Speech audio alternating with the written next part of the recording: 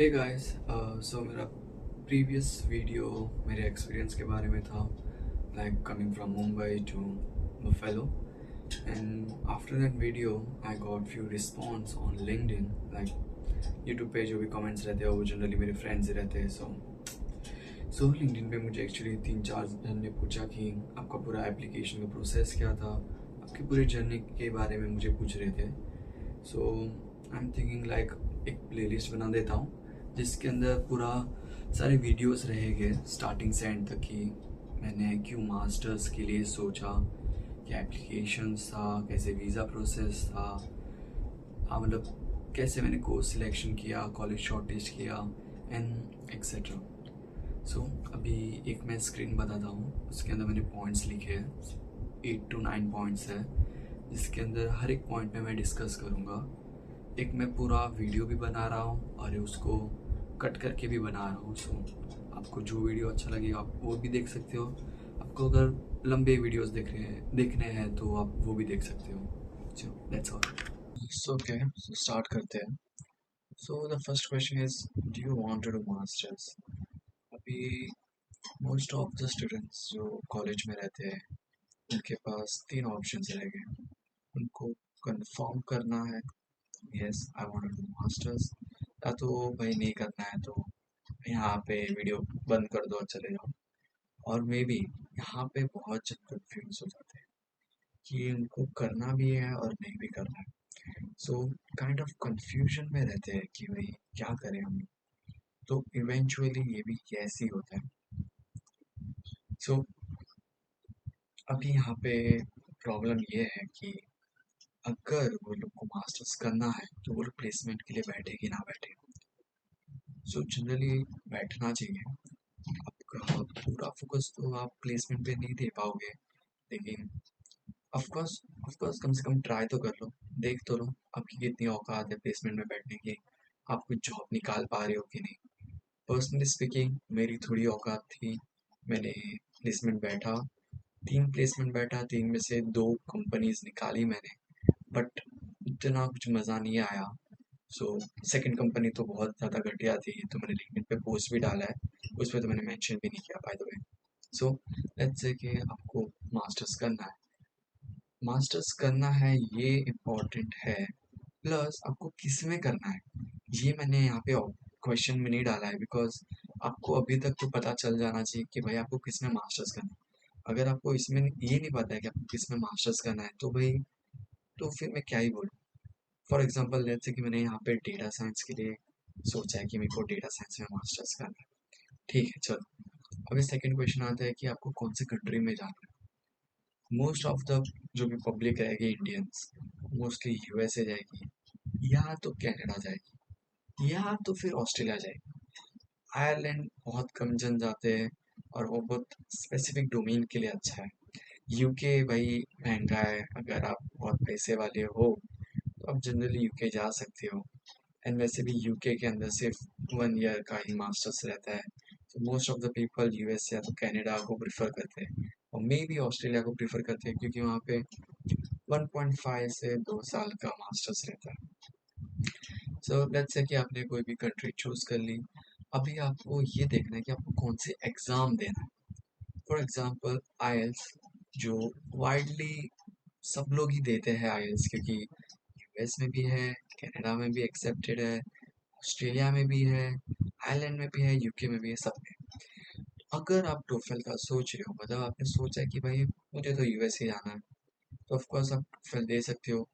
दोनों का syllabus mostly same है. आईएल्स में सिर्फ इतना डिफरेंस है कि जब भी आप स्पीकिंग सेक्शन में जाते हो तो आपके सामने कोई बंदा रहता है, बंदा या तो बंदी कोई भी रहेगा.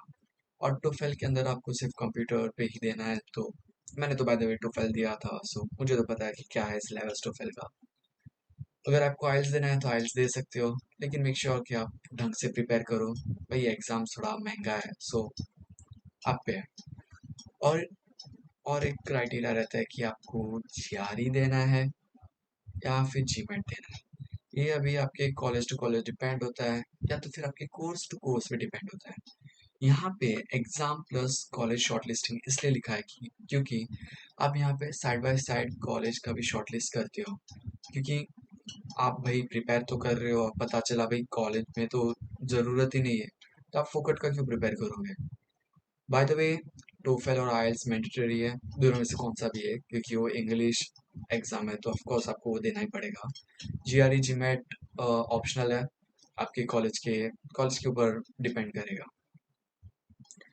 सो यहाँ पे आप side by side college short listing कर रहे हो। कॉलेज शॉर्ट लिस्टिंग का मैं एक अलग से वीडियो बनाऊंगा, क्योंकि यहाँ पे बहुत सारे वेज है आप कॉलेज को शॉर्ट लिस्ट कर सकते हो।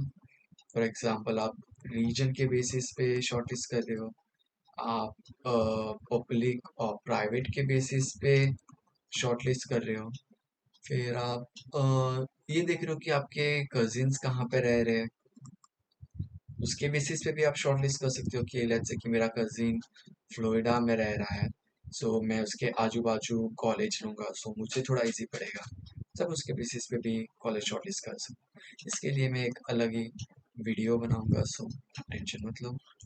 इसके बाद आपको टाइमलाइन देखना है कि आप फॉल में जा रहे हो, स्प्रिंग में जा रहे हो।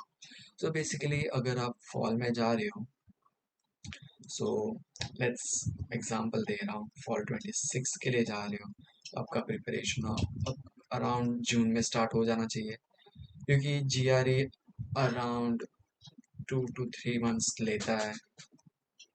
और टोफेल वैसे इजी सब लोग बोलते हैं, लेकिन मैं थोड़ा स्ट्रगल किया, तो मैंने ऑलमोस्ट 2 हफ्ता तो दिया है, 2 वीक्स प्रिपेयर करने में दिया, फिर मैंने एग्ज़ाम दे ही दिया। सो अब अगर फॉल 26 के जा रहे हो, जून के आसपास स्टार्ट कर दो, क्योंकि आपको बाद में एप्लीकेशन मटेरियल भी बनाना है। एप्लीकेशन मटेरियल क्या होता है भाई? आपके आपके पास ट्रांसक्रिप्ट रहना चाहिए, आपके पास फिर एल ओ आर रहना चाहिए, एस ओ पी होना चाहिए। इस सबको टाइम लगता है, खासकर एस ओ पी को। अगर आपके प्रोफेसर के साथ अच्छा कनेक्शन है तो एल ओ आर आपको फटक से मिल जाएगा, ट्रांसक्रिप्ट में भी उतना झंझट मारी नहीं रहता। लेकिन एस ओ पी में ऑफकोर्स टाइम लगता है, क्योंकि आप खुद बना रहे हो, आप ऐसा तो है नहीं कि आप किसी और को दे रहे हो। हाँ, इस पे अभी एक और ऑप्शन है कि आपको एक कंसल्टेंसी के पास जा रहे हो। फॉर एग्जांपल मैं आईडीपी के पास गया था। टू बी ऑनेस्ट अच्छा है आईडीपी, लेकिन मैंने इनका फ्री वाला कंसल्टेंसी लिया था, तो ये लोग के पास इतना एफर्ट्स आते नहीं है। मैंने एसओपी खुद से बनाया, एलओआर खुद से बनाया, बाद में एप्लीकेशंस भी मैंने ऑलमोस्ट खुद से भरा है।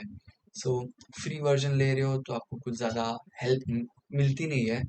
पेड ले रहे हो तो भाई ऑफ कोर्स आप भाई सारा काम करवा के लो, लेकिन मैं जनरली बोलूँगा कि पेड़ मत लो, फोकट के पैसे मत डालो, खुद से ये प्रोसेस करो तो खुद में थोड़ी अक्ल बढ़ेगी। तो फिर मैंने तो खुद से किया है, तो आप अपना देख लो। उसके बाद आता है कॉस्ट।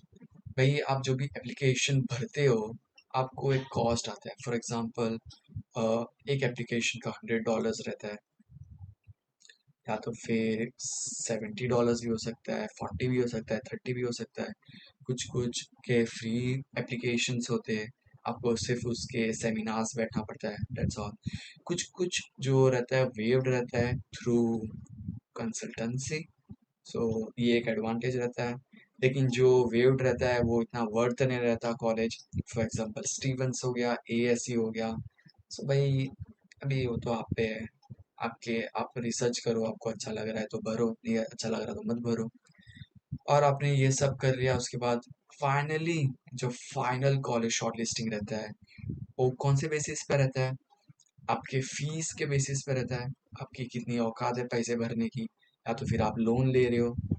दूसरा रहता है कि भाई कॉलेज जो अपन जो शॉर्टलिस्ट कर रहे हैं उसके कॉलेज के एप्लीकेशन का फीस कितना है, सो एप्लीकेशन फीस पे भी रहता है। फिर ये भी देखना है भाई कि ये जो कॉलेज अपन शॉर्टलिस्ट कर रहे हैं वो कौन से रेंज में है, मतलब टॉप 200 है, 200 से 300 के रेंज में है। यहाँ पे टिपिकली पीपल अप्लाई करते हैं, टॉप 100 में बहुत कम जन करते हैं, क्योंकि इतना अच्छा प्रोफाइल अपना नहीं रहता।